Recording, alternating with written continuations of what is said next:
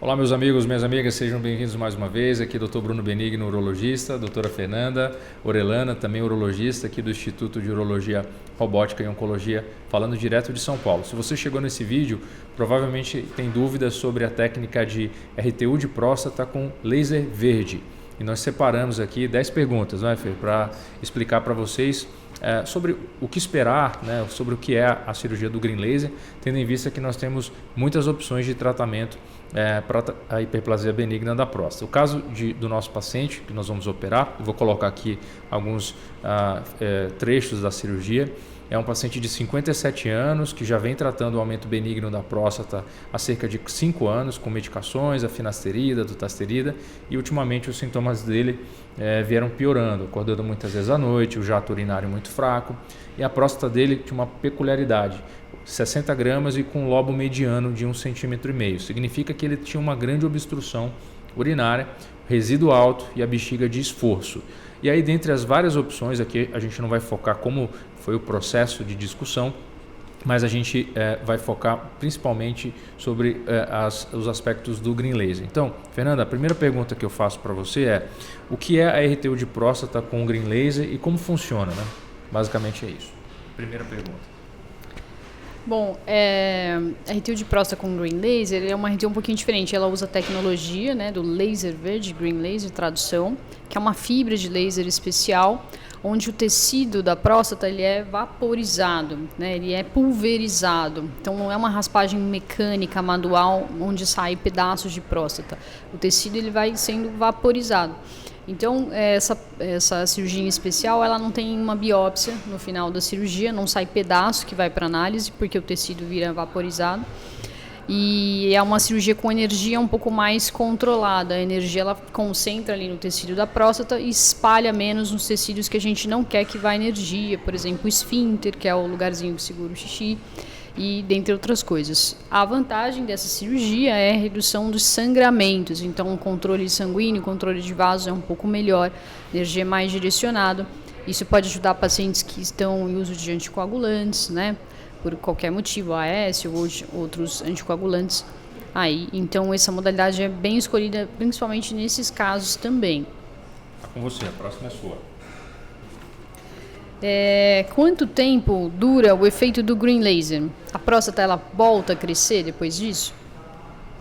Bom, o Green Laser está na categoria RTU, então RTU significa ressecção ou raspagem, né? Raspagem transuretral, então a gente entra pela uretra e desgasta a próstata. Isso pode ser feito com diversos tipos de energia. O bisturi monopolar, que é uma corrente elétrica, o bisturi bipolar, que também é um tipo de corrente elétrica que não passa pelo corpo do paciente, e o Green Laser nada mais é do que uma dessas formas. Então, o paciente continua tendo próstata, certo, Fer? E a próstata do paciente, por sua vez, ela vai continuar a crescer. Estima-se que aproximadamente uma próstata, na média, vai crescer em torno de 0,6 a 1 grama por ano. Então imagina um paciente de 50, 60 anos de idade, quando ele tiver os seus 80, 100 anos de idade, a próstata dele provavelmente já vai ter 20 gramas a mais, porque ela vai continuar a crescer. E aí que entra a resposta da pergunta: quanto tempo dura? Bom, os estudos científicos falam que a taxa de insucesso, ou seja, de retratamento do Green Laser e da RTU é em torno de 7 a 8% em 15 anos. Significa que a cada 100 pacientes que nós fazemos hoje, 7 a 8 pacientes vai precisar de uma nova raspagem, uma nova intervenção no intervalo de 15 anos. Então, o que mostra que as técnicas de raspagem, elas são consagradas, elas são técnicas que já foram, embora o Green Laser não seja tão novo, né, tem em torno de 15 anos, já nos Estados Unidos, no Brasil deve ter um pouco, tem menos, em torno de 10 anos, mas os resultados são muito equivalentes aos resultados de uma raspagem de próstata tradicional. Foi por isso que nós escolhemos essa técnica para o nosso paciente e eu não escolhi o Rezum. Você pode perguntar por que a gente não escolheu o Rezum nesse caso. O Rezum é o vapor de água, e não confundir aqui, né? A Fernanda falou da vaporização. A vaporização, o tecido ele literalmente ele some, né? O laser encosta no tecido e ele é diluído na água. Já o vapor de água é diferente. A gente aplica na próstata e cozinha a próstata, né? Faz o que a gente chama de coagulação das proteínas. Então, RTU com Green Laser costuma durar e os resultados são muito bons quando bem indicado, tá? Segunda pergunta, essa aqui é para você, Fer. para quais pacientes a RTU com Green Laser ela é indicada? O Green Laser ele pode ser indicado para próstatas principalmente acima de 50 gramas, praticamente em todas as pessoas, especialmente nos pacientes que estão em uso de algum anticoagulante, antiagregante plaquetário, como a AS, né, e demais medicações, clopidogrel, os novos anticoagulantes, a Pixabana, a Xarelto, enfim, todas essas classes aí. Então, especialmente nesse grupo, para todos os outros homens, para próstatas, especialmente acima de 50 gramas, tem um bom benefício. Você, próximo. Bruno, o paciente precisa usar sonda depois da cirurgia? E se sim, por quanto tempo?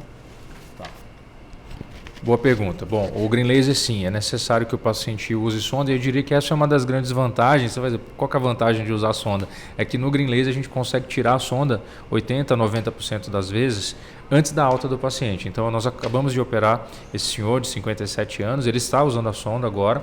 Essa sonda ela é usada para que a gente consiga lavar a bexiga e evitar a formação de coágulos dentro dela. E amanhã, 24 horas depois da cirurgia, nós vamos fechar essa irrigação que lava a bexiga, tirar a sonda do paciente ainda no hospital e aí a gente vai esperar ele urinar para ir para casa sem a sonda. Acontece que 10% dos pacientes que tiram a sonda não conseguem urinar. Então, 1 em cada 10 pacientes que desobstruem a próstata podem não conseguir urinar. Isso independente de ter feito o Green Laser, RT ou qualquer técnica. Por quê? Porque a bexiga ela precisa se readaptar à nova realidade. Então é muito comum não, 10% das vezes os pacientes tiram a sonda e não conseguem urinar. E aí faz o quê? A gente passa uma sonda de alívio, que é uma sonda que não é definitiva. Caso o paciente não consiga urinar novamente, aí ele tem que ir para casa usando uma sonda de demora que vai ficar por mais 7 a 10 dias. Então esse é o pior dos cenários. Você fez a cirurgia e está dentro dos 10% que não vai conseguir urinar.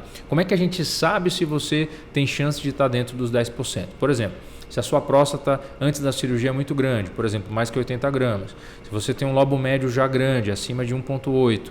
Se a sua bexiga ela é muito musculosa, que a gente chama de bexiga de esforço. Se você tem bolhas, como se fossem bolhas no pneu, né?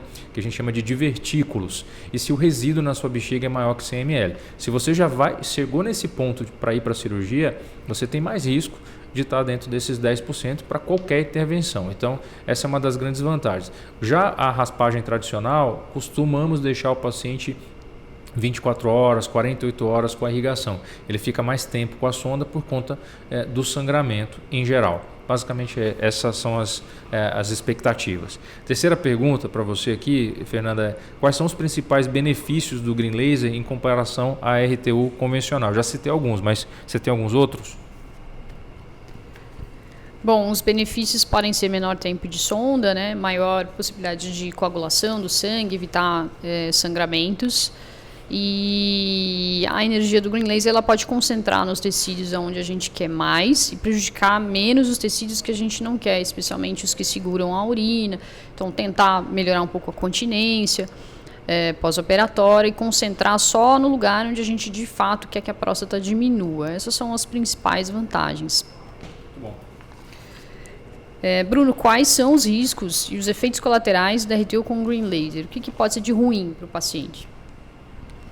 Muito bom, a gente tem sempre preocupação aqui em equilibrar o conteúdo, né? Falar também para você o que pode dar errado. Como toda cirurgia de intervenção pela uretra, os principais riscos, tanto do Green Laser quanto das outras, são infecção urinária. Então a gente sabe que em torno de 8 a 10% dos pacientes que fazem qualquer intervenção na uretra vão ter infecção urinária. O que a gente faz para prevenir isso? Primeiro, se certifica que o paciente não está com infecção urinária antes da cirurgia. Então fazer um exame de urina pré-operatório. Segundo, usar um antibiótico que tem que ser aplicado meia hora antes do cirurgião começar a intervenção. Então a gente já faz isso. Deixar o paciente com antibiótico por alguns dias. Terceiro, diminuir ao máximo o tempo de sonda. Quarto, diminuir também a quantidade de sangramento. Lembra que o sangue ele também é um meio de cultura. Então as bactérias gostam de comer o sangue ali que vai ficar. Então quanto melhor for o controle do sangramento, e o Green Laser ajuda nesse sentido, menor o risco de infecção. Outro risco que a gente pode falar são os riscos de retenção urinária. Já falei, em torno de 10% pode acontecer de você precisar usar a sonda. Retenção urinária, sangramento, incontinência urinária. Praticamente a gente sempre fala para o paciente que não tem risco de lesar o esfíncter. Risco teórico tem, mas todo cirurgião treinado aprende no primeiro dia de aula a identificar o esfíncter e a não tocar no esfíncter numa RTU de próstata. Então procure profissionais na sua região que são capacitados, que têm experiência e que na maioria das vezes isso não acontece. Mas é importante você entender que em algumas situações, quando nós desobstruímos a uretra, lembra que a sua bexiga estava fazendo muita força antes da cirurgia, muita força. Ela era uma bexiga de esforço e ela vai continuar fazendo esforço, porque ela não sabe que agora ela não precisa mais fazer força. Então imagina que a sua bexiga tinha uma força 3 vezes a capacidade normal, só que agora não existe mais aquela resistência na uretra. O que vai acontecer? Quando você tira a sonda e a bexiga contrair com aquela força enorme, ela vai forçar o esfíncter, né, nas primeiras semanas. E o seu esfíncter não está habituado a receber toda essa pressão da bexiga. Por quê? Porque a próstata estava lá protegendo o esfíncter. Então, numa situação como essa, o que tem que ser feito, né? Às vezes o seu urologista ele vai passar para você algumas medicações para diminuir essa força, essa intensidade com que a bexiga contrai.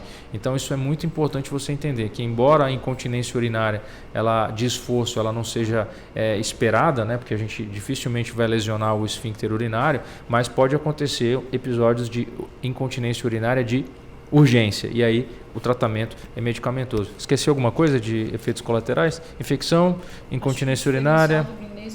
De ardência, né? Pode falar aqui. Algumas pessoas relatam, né, depois de fazer o green laser, ardência no canal da urina, quando tira a sonda, talvez um pouquinho acima da RTU convencional, né? Na hora de fazer, de urinar, etc., o jato fica mais ardido, pode acontecer em alguns pacientes.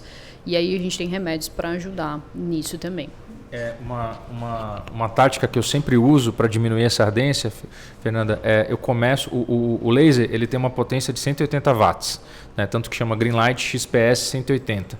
Então eu começo a cirurgia no colo da bexiga, mais longe do esfíncter, com essa potência mais alta, e eu deixo para fazer o arremate ali perto do esfíncter urinário com uma potência mais baixa. Então quando eu chego perto dessa região, eu já diminuo para 80 watts, para metade, para exatamente diminuir a dispersão de calor ali no local e melhorar essa sensação que o paciente tem no pós-operatório. Acho que você tem mais uma pergunta aí. A RTU com green laser, ela é melhor que os medicamentos para hiperplasia? Ou ela é ou não é melhor, né? Eu não colocarei como melhor, eu diria que sim para casos iniciais. Então, se você é um homem que começou a ter os sintomas agora, a gente não vai partir para uma cirurgia, né, Fernanda? Então, a cirurgia, green laser, RTU, enfim, todo o resto, ela só deve ser usado em situações onde, especialmente, o paciente não tem resposta mais à medicação ou ele está tendo algum efeito colateral ao remédio. Então, essas são as duas situações, eu diria, que a gente lança a mão, né? Esquece o tratamento medicamentoso e aí vai para... Vocês estão ouvindo esse barulho aqui atrás? Na verdade é o robô, é o Da Vinci, ó. Dá um tchau aqui. A gente já vai liberar aqui passagem, pessoal, e vai liberar agora para o robô para uma próxima sala, e a gente vai fazer, eu vou fazer a última pergunta aqui. Bom, Fernanda, só fala para a gente como é que é o pós-operatório da RTU com green laser. No pós-operatório imediato, o paciente fica na recuperação anestésica, fica de sonda, fica lavando a sonda com soro, volta para o quarto de sonda, né?